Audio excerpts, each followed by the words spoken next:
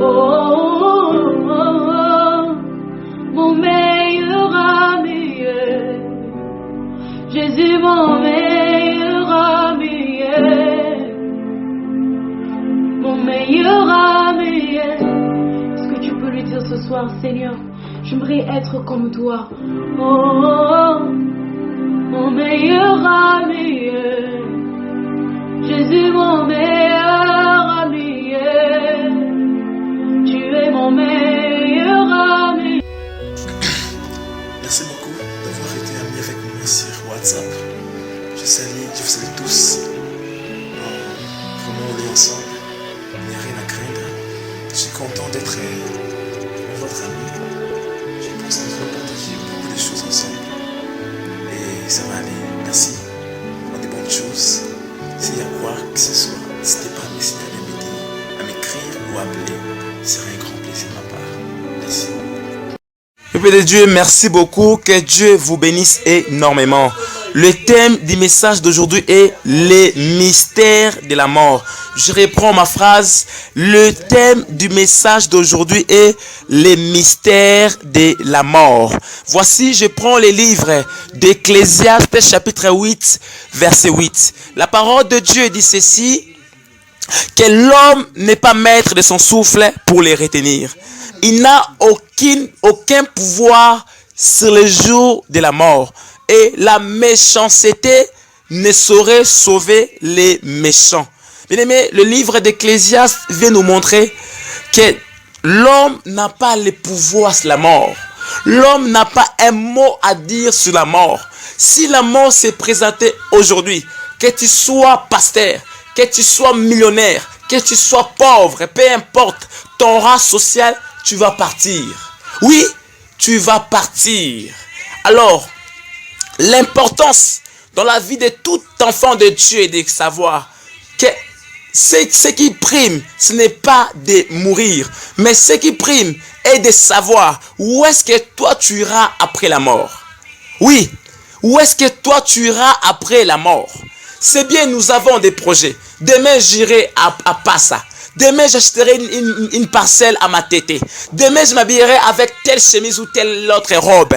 Mais avez-vous déjà pensé, ne serait-ce qu'une seule seconde, si demain vous mourrez, où est-ce que vous irez? Où est-ce que vous irez après votre mort? Écoutez ceci. Quand une personne meurt, on lave normalement son corps. On le met dans les cercueils et on les conduit au cimetière pour l'enterrer. En route pour le cimetière, la famille éprouvée plaire. C'est la mat en disant, nous avons perdu un tel. Laissez-moi vous dire une chose. Sachez que ce qui se trouve dans les cercueils, c'est juste son corps. Mais la personne elle-même se trouve au-dessus du cercueil en train de pleurer plus que vous. C'est la raison pour laquelle les prêtres, avant de faire entrer le cercueil dans l'église, ils commencent par asperger afin de maîtriser cet esprit qui est au-dessus du cercueil. Pendant que vous conduisez le cercueil au cimetière, la personne elle-même, l'homme intérieur se trouve au-dessus du cercueil en train de pleurer plus que vous. Elle quitte même le lieu du cercueil pour aller s'accrocher aux membres de sa famille. Mais elle passe dans le vide parce que son corps est devenu immatériel. À ce moment-là, la personne pleure. Elle cherche même des évangélistes pour qu'ils lui prêchent la parole de Dieu, afin qu'elle croie. Mais c'est trop tard. La parole que tu négliges, présentement, la parole de Dieu que tu négliges, on vous prêche la parole de Dieu, pour toi tu les sabotes. On vous prêche la parole de Dieu, pour toi tu mets des écouteurs aux oreilles pour ne pas écouter cette parole. On vous prêche la parole de Dieu, tu te mets à parler, à discuter, à déranger. On vous prêche la parole de Dieu, tu quittes les lieux pour partir. Pour toi, ces choses n'est que de la venture. Pour toi, la parole de Dieu n'est rien. Tu sabotes cela parce que tu es à bonne santé. Tu négliges la parole de Dieu parce que tu es en vie. Tu négliges la parole de Dieu parce que tu manges, tu remplis les ventres. Mais il y aura un jour où tu chercheras la parole. Tu chercheras même à être prêché par les gens. Il te sera trop tard. il te sera trop tard. La parole de Dieu dit ceci. Cherchez l'Éternel pendant qu'il est temps. Que veut dire ces versets? C'est-à-dire chercher l'Éternel pendant que tu as encore l'occasion de le faire. Pendant que tu as encore l'occasion de le faire.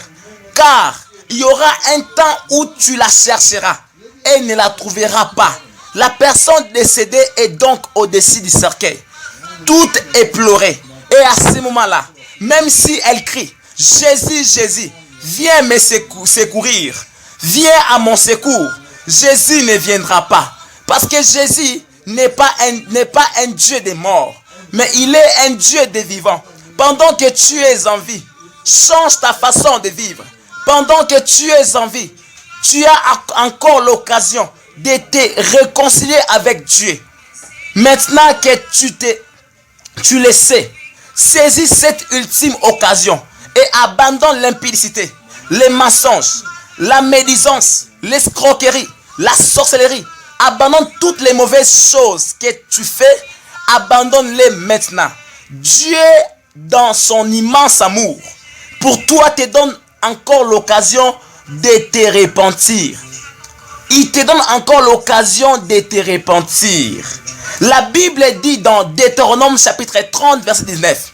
J'ai mis devant toi la vie et la mort, la bénédiction et la malédiction. Choisis la vie afin que tu vives, toi et ta postérité.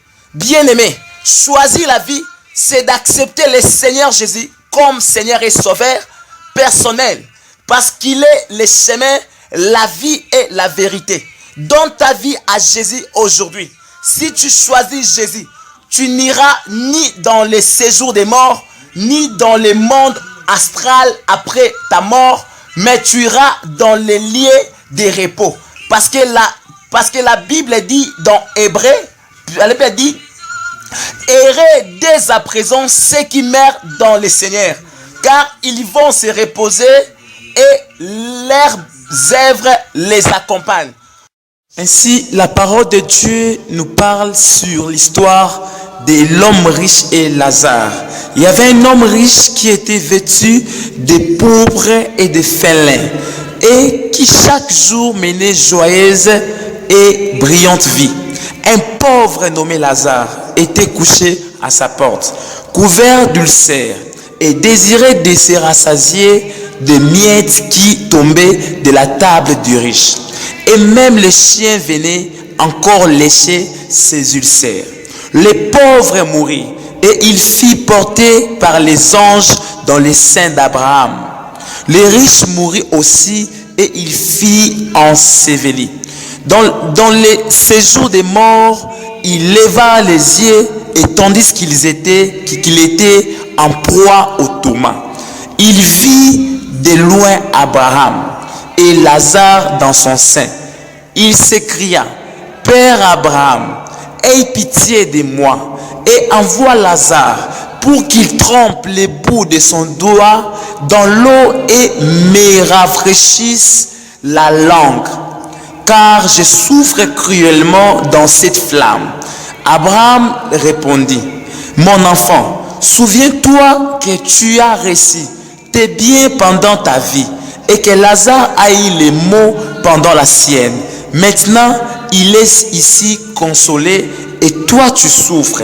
D'ailleurs, il y a entre nous et vous un grand abîme, afin que ceux qui voudraient passer d'ici vers vous ou de là vers nous ne puissent les faire.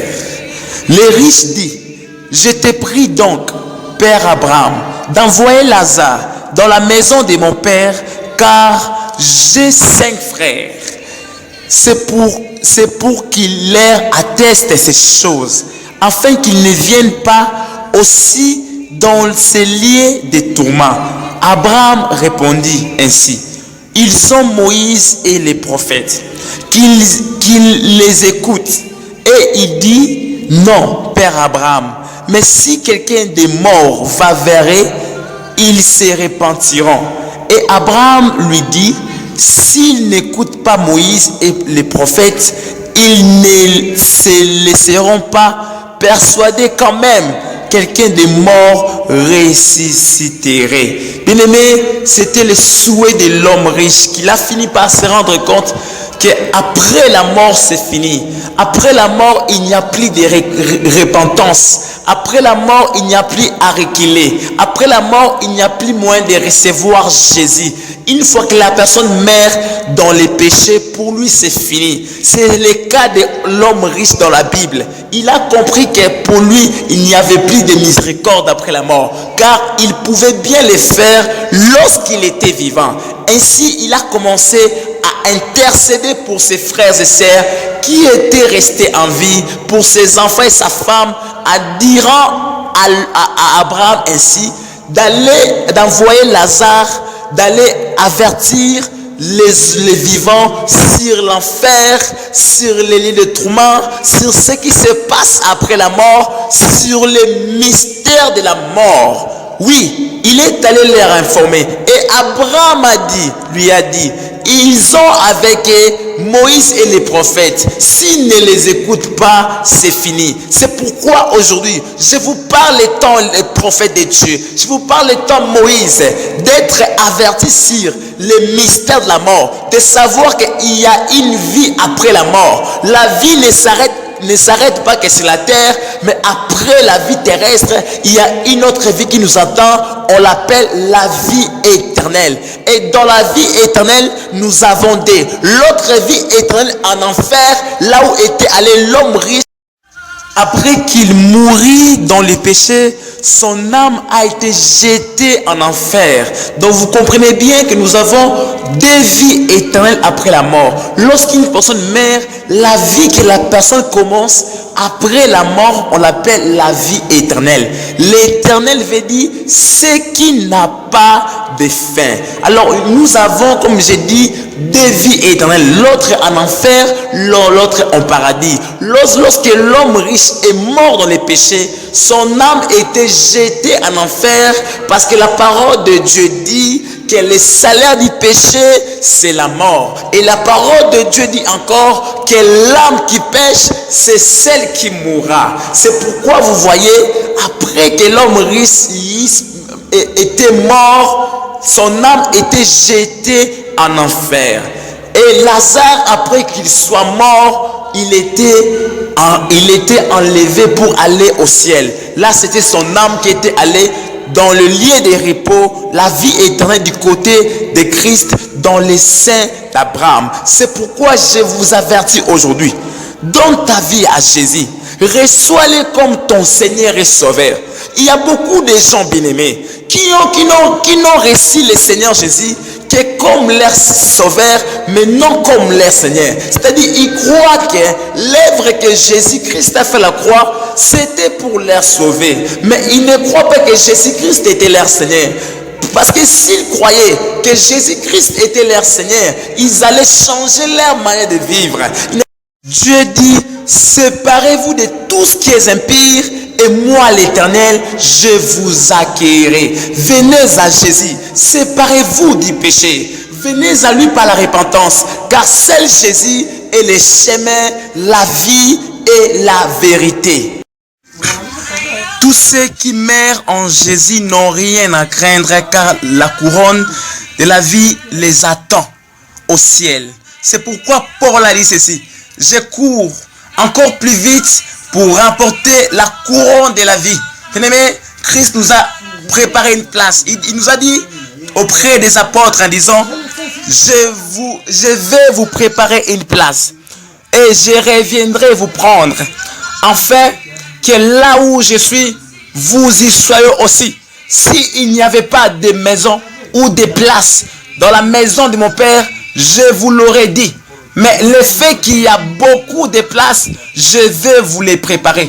Il y a un humain Dieu qui nous a précédés au ciel pour nous préparer une place et nous réserver la couronne de la vie. Ne les perdez pas, bien-aimés. Ne les perdez pas. Revenez en Jésus, que par la repentance, le seul moyen pour hériter le royaume des cieux, la clé pour ouvrir les ciels, c'est la repentance. C'est pourquoi Jean-Baptiste a dit que repentez-vous, car sans la repentance, personne ne verra le Seigneur. cherchez à vous repentir pendant que vous êtes vivant. Parce que la repentance, on ne le fait pas après la mort. Mais on le fait pendant que nous sommes vivants. Merci, que Dieu vous bénisse.